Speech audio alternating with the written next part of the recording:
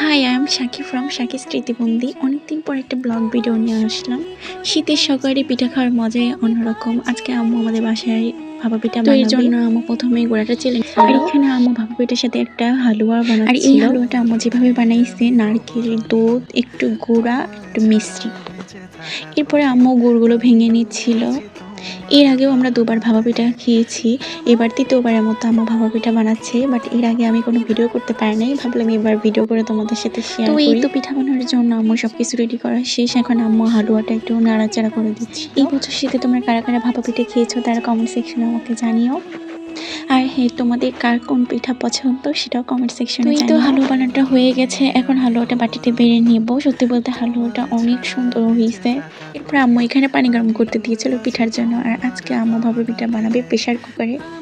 আচ্ছা, প্রেশার কুকারে তোমরা কে কে ভাপা পিঠা খেয়েছো তারা অবশ্যই কমেন্ট সেকশনে জানিও। আর আমার ভিডিও তোমাদের কাছে কেমন লাগে সেটাও জানিও। ভিডিও যদি ভালো লাগে থাকে তাহলে একটা লাইক, কমেন্ট, শেয়ার করো। আল্লাহ হাফিজ।